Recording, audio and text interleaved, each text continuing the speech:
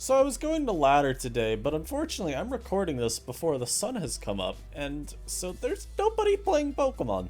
So instead, since I do have some NUCL coverage that's coming out like a week or so later, maybe half a week, I need to actually check and see when it's scheduled, I thought I could give y'all a little bit more now. A little bit of an appetizer, just a little taste, as the doc would call it. And I took some games from the playoffs of NUCL, and I think there's a lot to talk about with some of these games. There's less to talk about with others, but there's always something fun to learn. And you know what? That's why I'm here, to help teach y'all and get y'all playing Pokemon, playing NU, mind you, not those other tiers, and enjoying it. Of course, y'all enjoy the content. Make sure that you do subscribe if you're not already subscribed. I'm getting very, very close to 7K subscribers with my 10K into the year goal. So everyone watching right now subscribes. I'm sure we could hit that 7K goal literally today. So help a brother out, man. Help support the indie community. And we got some bangers. This first game, I have dubbed it the game where if Mintz had literally any standard Mudsdale move, he would have been fine. You'll see what I mean later. So, preview, what do we notice? We notice Mintz should be in a very, very favorable position this game. And it's because we have loaded Dragalge into no steal. And I've noticed this kind of build happens semi-frequently. And it's not that it's a bad build, I just find it very inconsistent because Dragalge is a good Pokemon. And Steel types in general too are just good. There's a lot that this team in theory loses to without burning the Terra. This has to be Terra Steel on the Sylveon. That's like the only thing I can imagine. Or maybe Terra Steel on the Serena. Because what do you do about your matchup against Dragalge? What do you do against, like, Calm Mind Florges? What do you do against, like, any flying type? I mean, flying types, you've got this, but a lot of them have coverage for rock types. So, it's kind of tough. Because Dragalge, every time it comes in, if you do not Terra Steel something on this team, it's picking a Pokemon. It's picking a Pokemon, and it's very happy to do so. A Sludge Bomb, even though, yes, Dawn quad resist Sludge, and on this type of team, you would be nearly fully specially defensive on the Rhydon, because you just have to be. If you're not, then you lose to, you know, not Rhydon, you lose to like Dragalge, you even lose to Goodra, which in the year 2024 is kind of impossible. So yeah, the mod's gonna think that's okay, but you're still switching into a Dragalge, which means Flip Turn, it means Sludge Bomb poisons. It means taking 500,000 from Draco Meteor. So in my view, it is kind of tough from preview for Twin K to play it, but they do have some things going in their favor. The Flamigo is not bad, regardless of set. The only real, like, defensive answer to it doesn't it being the horse. A lot of these mons will live one hit, but if you're able to play to getting chip, which Inteleon actually chips a lot of these mons that you'd worry about, then it is playable, right? It's not impossible for this mon to find a way to do something. So, let's see how this game ended up playing out. We see Dragalge led with versus Grafaiai, and of course, Mids heard me as I talked about this a day later after the battle and said, oh yes, I should lead Dragalge this game. And he does take a knockoff here and then, you know, goes for Draco versus the Grafaiai and it dies. Now, in some ways, this was a misplay, letting this take a knockoff. Because, you know, you lose lefties. You kind of want lefties as well, so this can keep taking surfs. Also, just because with how good Dragalge is, it's kind of nice if it stays with its item. But on the flip side, we probably are dealing with a Scarf Grafaiai because I believe this is a Shinjineer team. So, yeah, you know, Shinjin loves his Scarf Grafaiais. I don't really think you want to have to switch around to deal with Poison Touch. So there you go. You get rid of that mon now. And now we see, of course, why Dawn will be kind of limited as a switch-in. It just gets flipped on. Horsch gets to come out now. As a Stone Edge is what is opted for, predicting that Serena. And now we can see rocks go up. We can see an attack thrown off as well, as Inteleon does end up taking 5 million. But the Colgate Lizard now is in a nice spot. Its surfs are free. Now, I personally wouldn't have gone Dragalge there, but that's just because of principle. I like preserving the Mon's HP a little bit more here, because you have Serena. I think maybe Serena's a little more expendable this game, and I would try and keep this Mon at higher amounts of HP for as long as he could. I don't think there's anything wrong with the play, but that's just me. I will say this Draco here. I remember seeing that and thinking I would have Sludge Bombed. And the only reason for it is this. This guy has a single Pokemon that you could even kind of count as a switch into Dragalge, right? And so, I think typically when people build like that into a threat, and they then go, oh, you know, this is like basically my check, they're a little bit more inclined to not go to it immediately. Like, they'll play it a little safer, especially against a pivot like Dragalge, which every time Dawn comes out, it could just get flip turned on anyway, or Sludge Bomb poisoned anyway. Like, I think you just go for it, because it's so free. And yeah, so I mean, Sylveon could come out. It would live a Sludge Bomb. It is Sylveon. Presumably this mon is bulky enough to do it. And if I'm right that this is Terra Steel, then you still have that as something you can go for the next turn, and you should be okay. That might be wrong. You might take too much damage. But, again, that's my thought process. Also because, I mean, again, we'll see this following turn. Obviously, they have to switch because their Sylvan's going to die. And the Dawn comes out and gets Sludge Bomb poisoned. So, it's just this general idea of, it also did a flip turn crit to add some insult to injury. It's just that general idea of, I think Drag could have always been Sludge Bombing there anyway, because Dawn is at risk of getting punished so heavily. And then you really open it up once that mon's gone anyway. Drake is still a good play, but I think there was one better. And then we see that Dragalge is sacked, which I'm a fine fan of. It did what it needed to at this point in getting the Rhydon very, very weak. And it's essentially just not going to be doing anything. You're looking at Palmont maybe at this point to just put in the work. As we now see the U-turn from the Serena. Able to take out the Inteleon. Very, very slow Serena, I'm pretty sure, as well this game. As we now see Palmont go for the Terra Electric, and yes, I did learn this from this game. If you turn into an electric type with your Terra, you can spam Double Shock, which is very, very cool. Lets him live the hit from Sylveon's Hyper Voice, and two-shot it with the Shocker. Now he does unfortunately have to switch. Psyche goes for rest because he's natural cure, baby. Predicting that up. And unfortunately, the game is now over because he made a good prediction because the Flamigo's out. The Flamigo's here, the Flamigo's now. It goes for the Sword Stance. And I talked about Mudsdale having a standard set. This can also be extrapolated to Serena. Except the set's standard. It's instead if it was Triple Axle Serena. Because the Flamigo decides it wants to set up a substitute. Ah, yes, it is over. And it applies to Basculegion too, maybe. Not really. But if it was like Choice Banded Aqua Jet, for example, I mean, you wouldn't run Banded Basculegion outside of rain, of course. But, if you had. So Serena gets sacked there because it wasn't Axel. It was not able to break the sub on the turn it was set and prevent this Flamigo from doing all of this. Now, maybe Triple Axel wouldn't have even killed. Because if this is a defensive Serena, for example, I mean, he wouldn't run Axel on that, but just for, you know, sake of talking about it, you might not do enough damage even. Maybe Migo would have somehow lived and then just gotten its berry there anyway. But I digress. Now the Mudsdale comes out, and remember I talked about this Mudsdale was a standard set? They would have been fine. Yeah, so this thing goes for Curse. And yeah, that kind of ends the game. So if this was Heavy Slam, I think they could have gone to Mudsdale immediately on the Migo and been fine. Or if it was Roar, they would have been able to sack Serena and gone to Muds and just phase it out, and then you're fine. But unfortunately, that's not the world that Mintz lives in. And I don't want this to be taken as like he brought a bad team. Hell no, this is a very solid team. Whoever built it, whether it was him or a teammate, good work. It's just, yeah, this Migo set that, yeah, is, where was it? Where did he say it? Yeah, up here, the Shinjin Special, which I do think confirms is the Shinjin team. Yeah, it's just, Sub-Salic SD Flamigo is, I guess, a set. And yeah, this was a fantastic position that it got in. And again, Mintz, through no fault of his own, went for a really good prediction play to get the palm out back to full.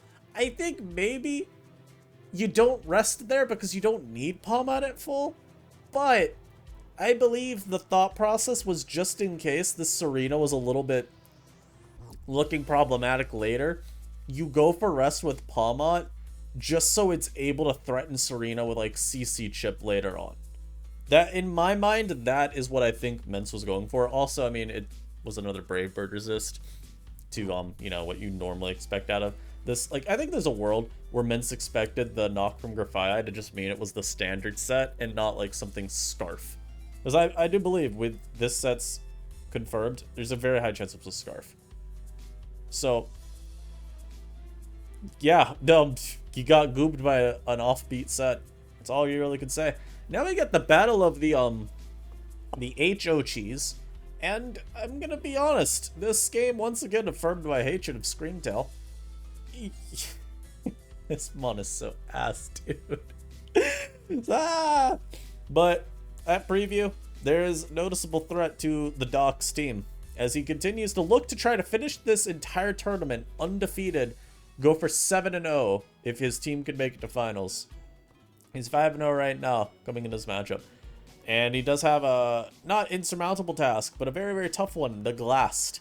Now, it's not that he has no resistance, it's just that his resistance to ice is a Lucario, which is not particularly inspiring. Lucario is not known for its bulk. And of course, Glassed could be Terra Ghost, and then Lucario CC would do 0, literally. There's also some other threats on this team too that I think are scary, Toxtricity being one of them. Now, you do have the Oricorio Sensu here. And in tandem with, like, Iron Thorns, even Brute Bonnet to maybe take, like, a hit, or just at least have Sucker Punch. It's not like it's the grim outlook. You also have E-Speed Prio here. It's just, I could definitely see a world where if this is Speed Booster just hazardly Thorns, there's a world where I think Toxtricity gets the chip it needs. So, yeah, those were basically my thoughts at the beginning of this game. I'm looking at, what the Doc has to look for a win. I'm gonna be honest with you, none of these mons on their own really look like they destroy the team, other than like Sensu. Like, I think Sensu is a perfectly fine win con, if you want to label it as one. It is pretty good, especially if you have Terra Ground, because I see a Thundurus on HO, I assume Nasty Plot, and I always have that in the back of my mind, it could be T-Wave. Nasty Plot, T-Wave, Thundurus is very, very good. Could be Agility as well, but, you know, something I'd always keep in mind with my Sensu. I guess, if anything, I'd say the biggest threat for BJ would be if he had the Thorns be Dragon Dance and not his own, like, lead set. So, we'll see. As Tinez leads off with the Heracross, this Flamigo goes for Flamethrower out of absolutely nowhere. I remember seeing that and being like, is this type of game? So Heracross Trailblazer, so the Doc switches out immediately because, I mean, this thing just boosted speed. It is kind of scary. The Screamtail comes out, tanks the wonderfully loaded Dice Pin Missile, also immaculately, only to then go for stored power, do a whopping 10%. Just truly the most... Oh my goodness, what a good Pokemon, guys. Literally used as a pivot to get a little extra chip. Lucario now comes out. Obviously, E-Speed's going to pick off this Heracross. And I learned, yes, it's a Rhinoceros Beetle. It's Pinsir that's a Stag Beetle. My bad, guys. Glass now comes out, though. Obviously, a Terrastalize is coming out on that turn because it's the only reason you throw an Ice-type out versus a Lucario. As the Doc also Terrastalizes with his Flygon. That way, they're able to live the Ice Crash and get some Earth Power chip off on the Glass as well, following the break in the sub. And Lucario comes out. E-Speed's always going to be what he goes for here because, again, we're trying to out-prioritize potential Custap Berry as well. But also, I mean, Lucario, maybe he's Meteor Mash instead of, like, Crunch or Shadow Claw and just doesn't want to risk a miss. But my guess is just in case, again, maybe this Custap, you don't want to get gooped. So, good play here as well. He stays in on the Hazard set. It's Iron Thorns with a speed boost, so typically that's just Hazard lead, and they don't really run moves to hit anything with. It's like Hazards, Taunt, and then the last move's kind of up in the air, but is what it is. The Espeon also ends up being Sash here. Live with the Brute Bonnet Crunch. As, I'll be honest, I feel like this is AV Brute Bonnet, because how the hell did an Espeon just do 24 with Dazzling Gleam? Now, it technically could be that this is like a bulky Espeon. However, I would then ask you, why is he bulky Sash Espeon on HO? So I don't think that's too likely. Also, I'm a little bit confused why it's Gleam instead of Alluring Voice. Alluring Voice is just better. They're the same power, but Alluring Voice has a potentially useful secondary effect, so I don't know. Anyhow, remember all I said about Sensu earlier? Yeah, so the Doc just sacks it here to the Crash, knowing that this would get a Custap Berry here. So, unfortunate. And Lucario comes back out. And as you all are seeing this game, this is definitely a Lucario showcase because it has kept that entire team of Team Nunez very, very contained. Even gets a huge hit off on the Thunderous as a little parting gift before it's taken down by a T-Bolt, as the Brute will now come back out. There's no Terra to worry about, so you don't care about this going for Terra Blast. And we see a T-Wave get burned. Presumably just in case, I guess. You know, trying to play around Sucker Punches, maybe. Now the Toxtricity will do the same. See if he can get past all of them by Shift Gear spamming. I'm gonna tell y'all right now, no, he cannot. As he eventually just gets Stomping Tantrumed. Very, very funny move to see. I think this was just AV Brute Bonnet, though. I don't really know what other set it would be on this build. I think if Brute Bonnet on HO, I would normally anticipate Booster Energy Attack.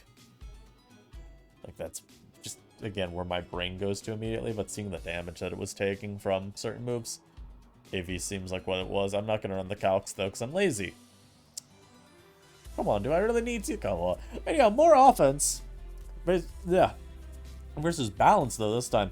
And I remember looking at this team, opening a replay, and being like, wow, this looks like a team that was built a year ago. I mean, you got Goodra, Quillfish, Copperajah, man. Like, literally the standard from when Scarlet and Violet Inu started. Don't talk about how Meloetta and Flygon and Serena got here. I will say, Serena looks like a mon that would still make sense to be around. Partly because, I mean, I literally built with this core at some point earlier this gen. But it's okay. And as we look at the offense team over here from Skier, very exotic. I would not think to put these 6 Pokemon together ever. But I do think the idea of Rock Spam is pretty cool. You're able to soften up ground types very, very reliably for potentially your Thunders to do something, potentially for your DD Flygon, assuming that's the set, to do something. Or just, again, you've got a lot of these 4 right here stacking checks. One of them should be able to do something. So we are going to start this game. Also, I think it's hilarious. This is the most obvious Scarf Basculegion ever. Although I don't even think it is Scarf because of damage we see later on a Quillfish. Anyhow. Thunder is led with Serena as the counter lead. We see an immediate switch just in case, as Plot is what Skier opts for. And he won't be able to KO Goodra, but being able to weaken Goo this much is potentially very, very useful. You get rid of a water resist, so Basculegion's got a bit easier of a time going, and potentially Meloetta needed some chip, so there's that. The Lycanroc then goes for Rock Blast, picks it off. Unfortunately for Skier, he doesn't have a resist anymore, but thankfully for Skier, this is the slowest Serena ever loaded, and Flygon is just faster. Flygon is faster even after a spin. Unfortunately, though, for him, it means that Outrage is not able to KO it. So the Serena does come out on top as Lycanroc's brought back out. And then we see the most depressing sequence ever. So not only was this not loaded dice Lycanroc with Rock Blast, but the Serena goes for Rapid Spin. So now it's actually looking a little bit threatening. And it misses a Power Whip, and okay, good night. I just think it could have been a bit of a threat if it did not miss. But it is what it is. Flygon comes out. EQs with the swiftness. The Legion comes out now, looking for some crashing. And that's what I mean by I'm not sure this was even Scarf, because that damage just seems way too high. But maybe I'm off. Maybe I'm off. My calcs may be wrong. Goes for another Wave Crash, though. I mean, you may as well weaken this, because getting the Intimidate Pivoter a little bit lower is potentially good for Iron Thorns, I suppose. As it now comes out here, this is the most obvious Terra I have ever seen. I mean, it has to go for its Terra here. So he Terra Fairies, gets a DD up. Now here we see maybe a slight misplay, I guess, because he goes for another DD and gets Toxiced. So I think you did have to go for an attack immediately there. He goes for Ice Punch 2 as the Meloetta is what pivots in, as the Quill now comes in, as it takes the EQ. And then, yeah, I mean, the Thorns, unfortunately, with the Toxic Timer, it's always going to be a little tough. But the Protect from Copperajah kind of solidifies it. Not the most common move anymore on Raj. I remember before it got knockoff, we were all running Protect Raj. It felt like it was Stealth Rock, Protect, Heavy Slam, and then one of Earthquake or Rock Slide, or sometimes Play Rough, or Superpower even. You had like a lot of those moves thrown in, but you saw a lot of Protect, or Whirlwind even. And it works out really nicely here because he's able to block the Supercell Slam entirely. Now that Meloetta comes out, I'm going to try her best to win this game with Focus Blasts. Unfortunately, the Flygon's at full and is pretty scarf, I would say. So no matter what, this Meloetta will not be able to win. And just to add a little insult to injury, there is a Focus Blast miss. And T-Linnet is able to come out on top versus the, like I said, very, very exotic HO. And now we get to our final battle, our magnum opus, one might say. We have once again loaded a team with no steel type. Thankfully this time, this is not the team facing the Dragalge, it's the team using the one. So that's pretty helpful if you're Floss. You feel pretty good about loading, you know, not into a dragon. Unfortunately, you loaded Dragalge into Klefki, so this mon is basically a dead team slot. And we see a very cool idea as well from Baraldno, where you just got water overload between the Inteleon and the water Porous. It's not like there are good water resists in the tier to begin with. Now you have two of the best water type wall breakers to ever grace Scarlet and Violet in you, and they've loaded into a Serena, and that is it. Dragalge as well, and potential Terras, but you're not really moved by this as, like, you know, a team that's gonna stop you from spamming stab moves long term. It's a very nice matchup. It's very funny too, because I look at this team and it's not like any one mon seems particularly dominating. It's just this tandem here, and then potentially you throw in like triple axle Serena maybe. You throw in, this could be like Nasty Plot Thunderous. If anything, I'd say that's probably the scariest potential win con, because you talk about these mons weakening the Dragalge for Thunders. You talk about them weakening the Serena for the Thunders. Even weakening like Florges for Thunders could be impactful. Anyhow, all that becomes moot very, very quickly. Turn 1. Okay, no, it wasn't turn 1. It was turn 2. As the Thunder switches in, takes the Power Whip very, very easily from Serena, and then reveals Acrobatics, hitting his Dragalge for 5 million damage. So now, as Floss, again, we talk about him not loading a Steel type. Well, apparently needed one because you're facing Flying type move Thunders. As now we go to the mon with Intimidate to give the Thunders an attack boost, making it even more of a threat. And I say that sarcastically, because at the end of the day, he didn't really have a better play. He's just sacking Arcanine for a little bit more chip, because he knew he could still live and Acro on the switch in. Because now you can go Flygon, threaten that revenge kill. The Palisade does come out on a Stone Edge, and Serena's the response from Floss. Very, very nice double from Baraldno though, because now he gets another Acro off. It does a ton to the Flygon, as we see. Flygon such rocks here. And now this is nice for now, because the Flygon getting rocks up just means that this stupid Thundurus can't come in again. The only caveat to that, there's no spin blockers. So if Serena's able to get the spin off, it does not matter. Thundurus will come back out. It outspeeds basically this entire team, and it will just go for Acros. And obviously Baraldno just spamming Shadow Balls. The thought process, of course, is that there's really no reason to give the spin over to the Serena. And Palisade doesn't really feel like it's crucial to the long-term success either of Baraldno. So, pretty okay. Spike's going to come up here, though, now from the Klefki, as the Serena is what is responded to again. And once again, like we said, this stupid Sandcastle is going to keep coming in. And eventually he just forces the Serena to KO it. And he's in a very good spot. Now, I mean, here... yeah, I was going to say here, he goes for the Serena play and just seeds us Rapid Spin over. But for Baraldno's sake, very fortunately, he's able to outspeed and land 3 triple axles. As Floss then goes basically just saying, please miss.